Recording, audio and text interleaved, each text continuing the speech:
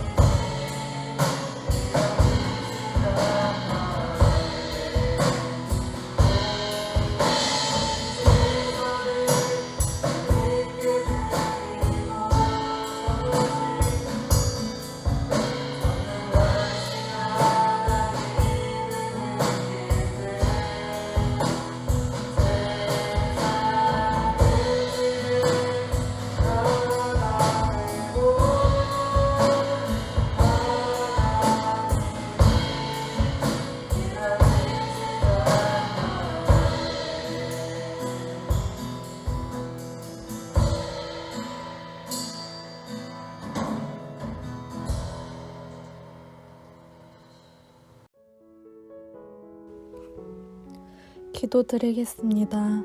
하나님 아버지 감사합니다. 지난 한 주간도 은혜 가운데 지켜주시고 거룩한 주일을 허락하심에 감사드립니다. 저희가 성전에 모여 예배드리지는 못하지만 주님께서 함께 축복하여 주실 것을 믿습니다. 하나님 아버지, 이런 시기에 우리의 주인 되시는 주님의 사랑을 부족하고 연약한 저희 중동부 지체 한 명 한 명 모두 느끼기를 원합니다.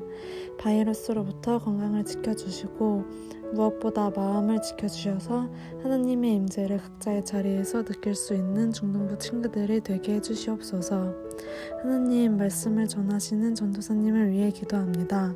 기름 부음을 더하시어서 말씀의 능력이 넘치게 하시고 그 말씀으로 우리 친구들에게 축복의 힘이 되고 은혜가 넘쳐나게 해주시옵소서. 하루빨리 성전의 자리에 다같이 모여 예배드리길 소망합니다. 이 환난을 속히 종식시켜 주시옵소서. 이번 한 주도 주님의 사랑을 힘입어 살아갈 수 있게 해주시옵소서. 이 모든 말씀 사랑이 많으신 예수님의 이름으로 기도드립니다. 아멘. 오늘의 말씀은 창세기 18장 19절 말씀입니다. 내가 그로 그 자식과 본속에게 명하여 여호와의 도를 지켜 공의와 정의를 행하게 하려고 그를 택하였나니 이는 나 여호와가 아브라함에게 대하여 말한 일을 이루려 함이니라. 아멘.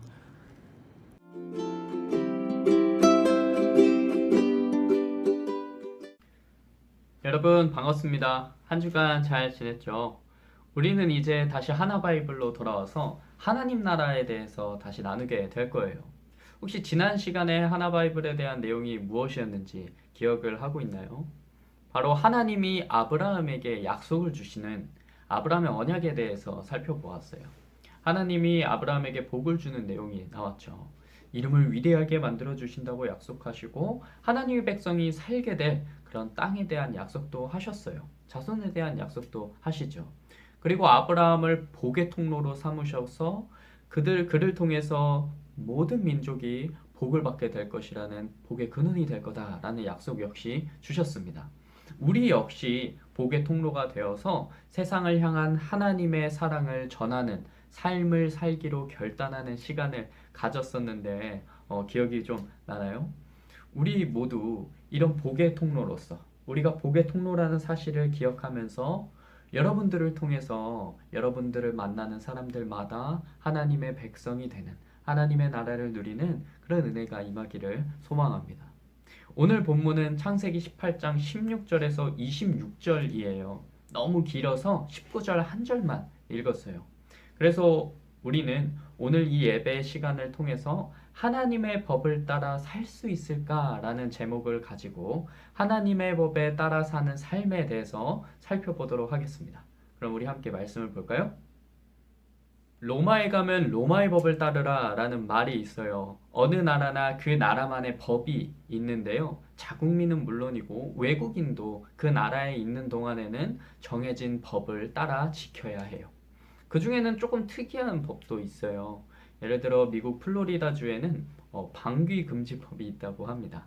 대기 오염을 줄이기 위해 또 대중에게 그런 해를 끼치지 않기 위해 불쾌감을 주지 않기 위해서 매주 목요일 오후 6시부터 밤 11시 59분까지 공공장소에서 방귀를 뀌면 체포당할 수 있다고 합니다. 스위스에서는 금붕어나 기니피그, 앵무새 등과 같이 무리를 지어 생활하는 동물을 만약에 기르게 될 때 무리를 지어 사는 동물임에도 한 마리만 기른다면 이것은 동물이 외로울 수 있기에 그렇게 하지 못하도록 동물학대로 간주하고 처벌한다고 합니다. 또 이탈리아에서는 옷을 잘 갖춰 입지 않고 다니면 벌금을 낸다고 해요. 또 웃지 않고 인상을 쓰고 거리를 다니다 보면 스마일법이라는 것에 걸려서 벌금을 내는 경우도 있다고 합니다. 참 독특한 법들이 많죠. 하지만 아무리 독특해도 그 나라의 법이기 때문에 그 나라에 살고 있는 사람 또는 그 나라를 여행하기 위해 방문한 사람 모두 다 그 법을 지켜야 해요. 나라마다 중요한 가치관이 바로 이 법에 담겨 있습니다. 그 가치관을 무너뜨리는 사람에게는 벌을 주는 거예요. 그래서 아주 중요하다고 생각하는 가치관을 지켜나가는 겁니다. 뭐를 통해서요? 법을 통해서 지켜나가는 거예요. 그렇다면 하나님의 나라에는 어떤 법이 있을까요? 또 어떤 중요한 가치관이 하나님 나라의 법에는 담겨 있을까요? 하나님은 아담과 하와를 창조하시고 하나님의 나라의 일을 맡을 청지기로 세워주셨어요. 아담과 하와는 하나님의 뜻대로 하나님의 법대로 살아가야 했지만 결국 실패하고 말죠. 그리고는 시간이 흘러서 노아의 시대가 되었는데 그때는 사람의 죄악이 온 땅에 가득하게 되었어요. 하나님은 그래서 물로 심판을 하셨지만 그 중에서도 노아와 그의 가족만은 남겨주셨어요. 그래서 다시 한번 하나님의 뜻대로, 하나님의 법대로 살아갈 기회를 주신 거죠. 그렇지만 어떻게 되었나요? 이 역시 실패하고 말았어요. 사람들이 결국은 바벨탑을 만들어 하나님께 도전했죠. 하지만 하나님은 그들을 이전처럼 심판하지 않고 언어를 혼잡하게 하셔서 흩으시는 방법으로 다시 한번 그들에게 기회를 주세요. 하나님의 뜻대로, 하나님의 법대로 살아갈 수 있는 기회를 주시는 거예요. 그리고는 하나님은 아브라함을 택하셨어요. 지난 시간에 배운 것처럼 창세기 12장에는 하나님이 아브라함을 부르시며 땅과 자손과 복을 약속해 주셨어요. 아브라함 언약이었죠. 오늘 본문에 보면 그 약속을 확인시켜 주시는 장면을 볼 수 있는데요. 바로 18절입니다. 함께 볼까요? 아브라함은 강대한 나라가 되고 천하 만민은 그로 말미암아 복을 받게 될 것이 아니냐. 아멘. 아브라함은 강대한 나라가 될 거고 천하 만민이 아브라함으로 인해 복을 받게 될 것이다 라고 말씀하셨어요. 하나님의 법을 따라 살지 않고 스스로 위대하고 강대하려고 했던 바벨탑은 무너졌지만 하나님의 법을 따라 사는 삶은 하나님이 강대한 나라로 그리고 복의 근원으로 삼아주시는 거예요. 그리고 하나님이 아브라함을 택하신 이유에 대해서 분명하게 말씀을 해주세요. 바로 19절입니다. 한번 볼까요? 내가 그로 그 자식과 건속에게 명하여 여호와의 도를 지켜 의와 공도를 행하게 하려고 그를 택하였나니 이는 나 여호와가 아브라함에게 대하여 말한 일을 이루려 함이니라. 아멘. 하나님은 아브라함을 여호와의 도를 지켜 의와 공도를 행하게 하려고 택하셨다라고 이야기합니다. 우리가 이 구절을 이해를 돕기 위해서 세번역 성경으로 한번 다시 볼게요. 여기 띄워줄 테니까 우리 한번 같이 봅시다. 내가 아브라함을 선택한 것은 그가 자식들과 자손을 잘 가르쳐서 나에게 순종하게 하고 옳고 바른 일을 하도록 가르치라는 뜻에서 한 것이다. 그의 자손이 아브라함에게 배운 대로 하면 나는 아브라함에게 약속한 대로 다 이루어 주겠다. 아멘. 어떤 의미죠? 하나님은 아브라함을 택하셔서 하나님을 따르는 생활 방식을 알려주셨다는 거예요. 아브라함은 후손에게 하나님의 생활 방식을 따라 살아가야 한다는 것을 가르쳤어요. 그 생활 방식은 하나님이 보시기에 바르게 살며 이웃에게 친절하고 너그럽게 살아가는 그런 삶의 방식이겠죠. 바로 이것이 하나님을 따르는 생활 방식이에요. 정의와 공의로 살아가는 삶을 살라는 이야기인 거죠. 이어서 하나님은 하나님의 법을 따라 살지 않는 소돔과 고모라라는 도시를 심판하신다고 말씀하세요. 그게 20절 이하서부터 쭉 나오는 이야기입니다. 왜 그러셨을까요? 소돔과 고모라는 죄악이 심히 무거운 도시였어요. 하나님은 소돔과 고모라에서 울부짖는 소리가 아주 크게 하늘에 닿아서 들린다 이렇게 말씀을 하셨어요. 소돔과 고모라에서 억울하게 또 부당하게 착취당하는 자들이 하늘을 향하여 자신의 힘든 상황을 호소하는 것을 이야기하는 겁니다. 소돔과 고모라는 이 외에도 비인간적인 행위가 너무나도 많이 발생했던 곳이에요. 20절 말씀을 한번 볼까요? 주님께서 또 말씀하셨다. 소돔과 고모라에서 들려오는 저 울부짖는 소리가 너무 크다. 그 안에서 사람들이 엄청난 죄를 저지르고 있다. 아멘. 소돔과 고모라는 의와 공도로 살아가지 않는, 다시 말해서 정의와 공의로 살아가지 않는 곳이었어요. 이게 무슨 의미일까요? 하나님의 법대로, 하나님의 뜻대로 살아가는 곳이 아니었다는 거예요.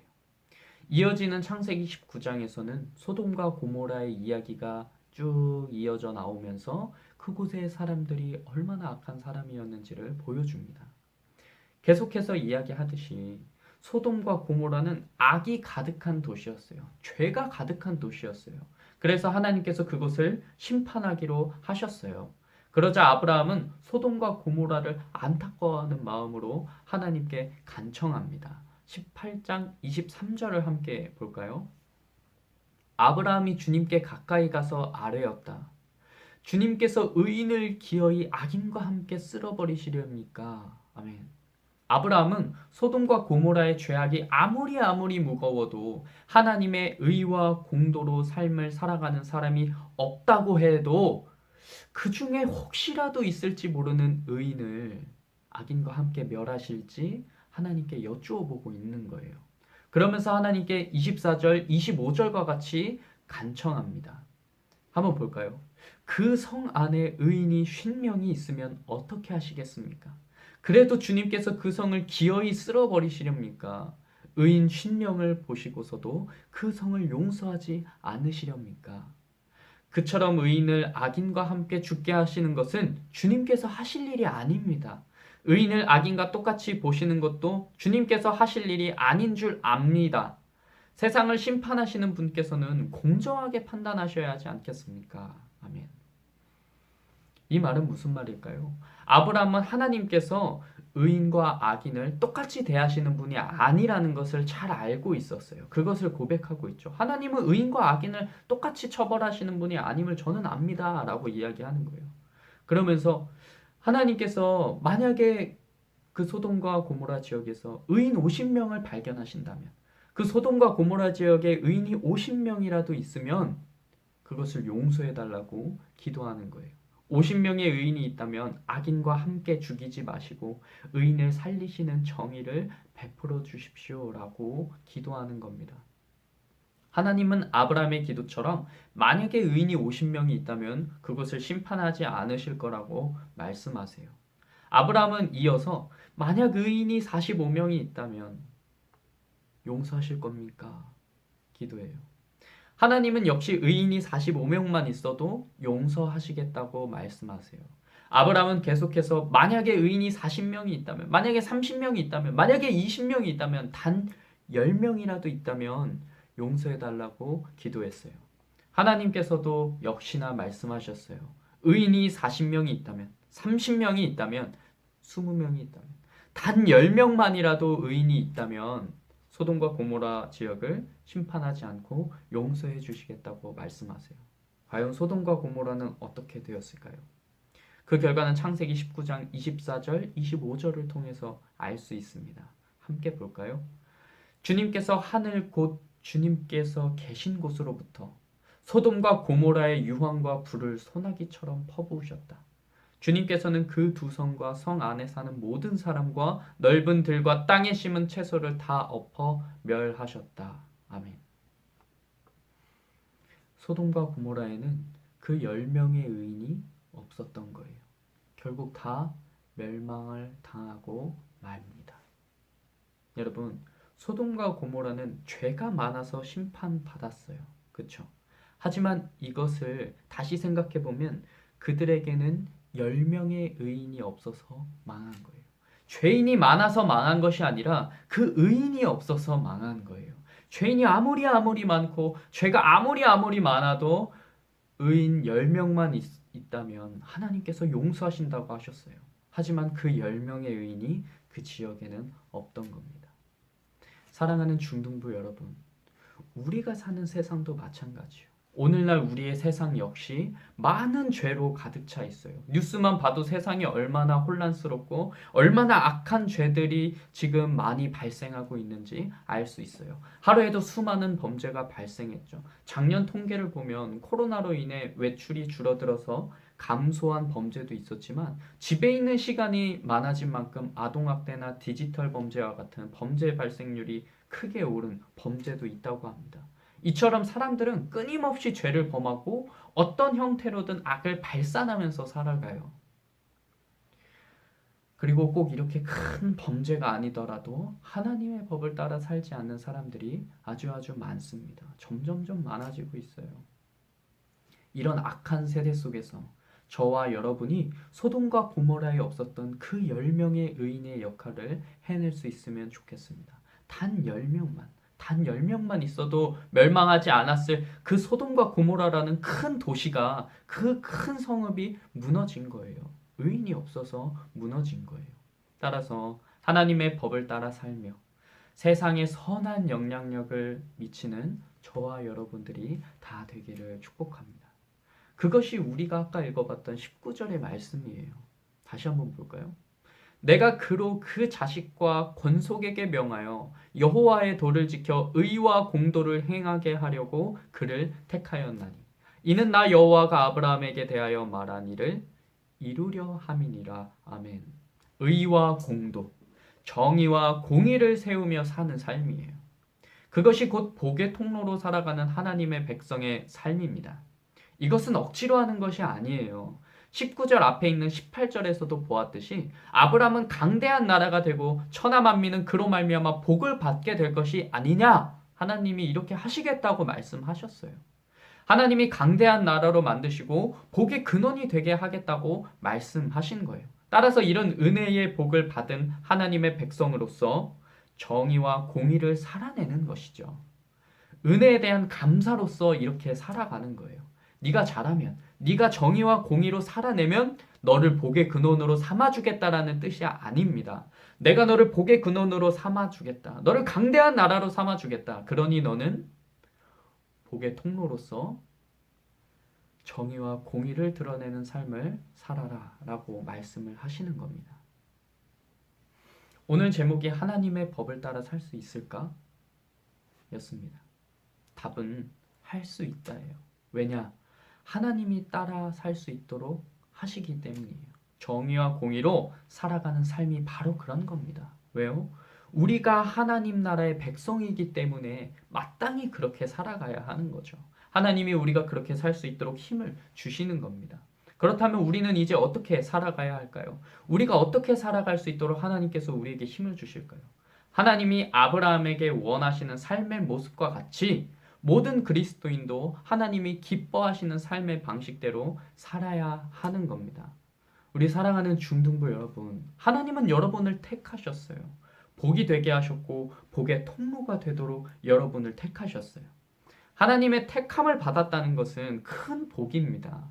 택함을 받았다는 것은 하나님의 백성으로서 삶을 살아내야 한다는 것도 포함하는 거예요. 이제 여러분은 하나님이 기뻐하시는 삶의 방식으로 살아가야 해요. 그리고 그것이 우리의 기쁨이 되는 것이죠. 그것이 바로 정의와 공의를 행하는 삶, 하나님이 보시기에 바른 삶, 이웃에게 친절하고 너그러운 삶, 여러분들의 삶의 현장을 꼭 한번 들여다보시기를 바랍니다. 가정에서, 학교에서, 학원에서, 친구들 사이에서 여러분은 과연 정의와 공의를 행하는 삶을 살고 있나요? 하나님이 보시기에 바른 삶, 다른 사람들에게 친절하고 너그러운 삶을 살고 있는지 생각해 보시기를 바랍니다. 이제 입학과 개학으로 새롭게 시작했죠. 여러분도 이제 다시 새 학기가 시작됐을 겁니다. 여러분이 1년 동안 생활할 그 학급에서 각자 정의와 공의를 행하며 살아가는 사람들이 다 되었으면 좋겠습니다. 바로 그것이 여러분들의 삶의 현장이에요. 여러분의 반에서 생활할 때 하나님 보시기에 바른 삶의 모습으로 살아갈 수 있으면 좋겠습니다. 주변에 의와 공도, 정의와 공의, 너그럽고 친절한 정말 바른 삶의 모습으로 살아갈 수 있기를 소망합니다. 그리고 무엇보다 여러분 한 사람 한 사람이 하나님의 복을 풍성하게 누리고 은혜를 누리기를 소망합니다. 그래서 여러분의 삶을 통해서 하나님의 정의와 공의가 세상 곳곳에 세워질 수 있기를 축복합니다. 그렇게 여러분들이 은혜를 누리는 삶을 살면 너무나도 좋겠어요. 마지막으로 시편 1편 1, 2절을 읽고 마칠게요. 우리는 하나님의 복을 받은 사람들이에요. 하나님이 우리에게 복을 주셨어요. 복의 통로로 삼아 주셨고, 그렇기 때문에 우리가 하나님의 법을 따라서 살아갈 수 있는 겁니다. 하나님이 우리에게 복을 주셨기 때문에 우리가 하나님의 뜻을 따라서 하나님의 법을 따라서 세상의 공의와 정의를 드러내면서 세우면서 살아갈 수 있는 거예요. 우리가 복 받은 자들이기 때문에 그렇게 살 수 있는 겁니다. 따라서 하나님의 복을 받은 자들로서 한 주간의 여러분들의 삶이 20편 1편 1, 2절의 말씀과 같아질 수 있기를 축복하고 또 기원합니다. 우리 말씀을 읽고 바로 마칠게요.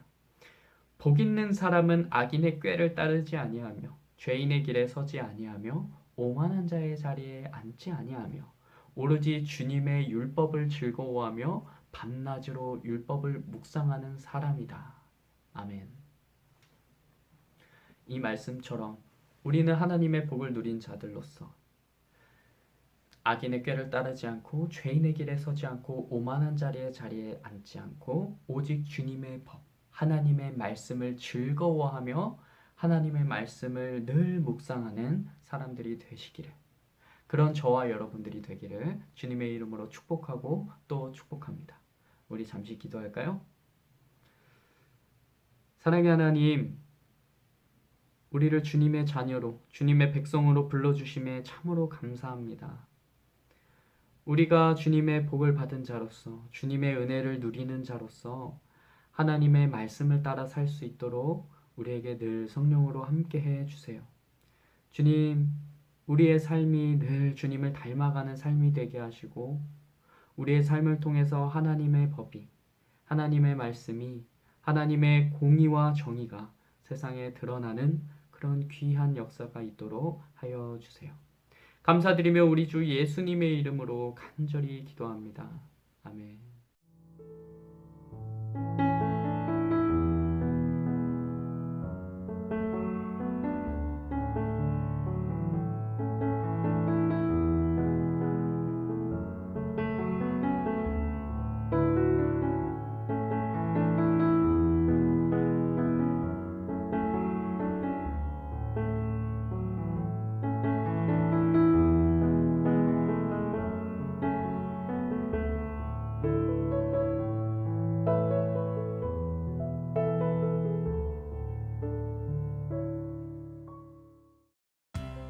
(3월 7일) 광고 전달해 드립니다. 첫 번째 광고입니다. 드디어 다음 주부터 대면 예배가 시작됩니다. 일단 3월은 학년별로 3학년, 2학년, 1학년 순서로 한 주씩 나오게 될 거예요. 3월 14일에 3학년은 대면 예배, 2학년, 1학년 친구들은 집에서 실시간 영상으로 예배하게 돼요. 그러니까 대면 예배든 비대면 영상 예배든 같은 시간에 예배한다는 사실은 잊지 마세요. 자세한 전달 사항이 있으면 담임 선생님들을 통해서 전달해 드리겠습니다. 두 번째 광고입니다. 반별 공과 모임이 계속해서 진행되고 있어요. 대면 예배는 중등부실에서 진행하고 영상으로 예배하는 친구들은 줌으로 만나게 될 겁니다. 마지막 광고입니다. 3월 가정예배지가 나왔어요. 대면 예배로 나오게 될 때 하나씩 가져가면 됩니다. 네, 이것으로 모든 광고는 마쳤습니다. 여러분, 한 주간 잘 지내면서 하나님께서 여러분을 복의 통로로 부르셨다는 사실을 꼭 기억하셨으면 좋겠어요. 그래서 여러분이 복의 통로로서, 하나님의 자녀로서, 하나님의 백성으로서 세상 곳곳에 하나님의 정의와 공의, 하나님의 의와 공도를 잘 세워나가는 삶을 살기를 바랍니다. 주변에 친절하고 너그럽고 주변에 선을 행하는 일들이 바로 그러한 일들이에요. 이것은 여러분이 억지로 하는 것이 아닙니다. 여러분이 하나님을 늘 가까이하고 주님의 말씀을 늘 가까이하며 기도로 주님과의 관계를 유지한다면 그것이 바로 여러분들의 기쁨이 되고 하나님이 그렇게 살아갈 수 있는 힘을 여러분들에게 주실 거예요. 이제 우리가 대면에서 예배할 날을 눈앞에 두고 있습니다. 여러분, 혼자 집에서 예배하는 것보다 신앙을 나와서 공동체로 함께 한다면 여러분들의 신앙 또한 더욱더 하나님 안에서 성장해 나갈 수 있는 귀한 첫걸음이 될 겁니다. 물론 대면을 통해서 만나는 친구들도 있고 영상을 통해 만나는 친구들도 있을 거예요. 그렇지만 우리가 어느 곳에 있든지 바로 이 예배 자리를 사모하면서 모인다면 하나님께서 여러분들의 마음 가운데에 찾아가 주셔서 여러분들을 분명히 만나 주실 겁니다. 여러분, 우리가 앞으로 대면에서 만나고 또 영상으로 만나고 또 앞으로 신앙의 공동체를 쭉 이루어 나갈 때 언제든지 이 예배 환경을 사모하면서 이 예배 자리를 사모하면서 하나님 앞에 말씀을 가까이 하고 또 하나님의 백성답게 살아갈 수 있는 저와 여러분들이 다 되었으면 좋겠습니다. 여러분 오늘 너무나도 고생 많이 했고요. 우리 다음 시간에 대면에서 만나는 친구들, 영상에서 만나는 친구들 모두 이 예배 시간을 사모할 수 있기를 소망합니다. 오늘 너무나도 고생했어요. 우리 다음 시간에 기쁨 가운데서 다시 만납시다. 그럼 우리 다음 주에 봐요.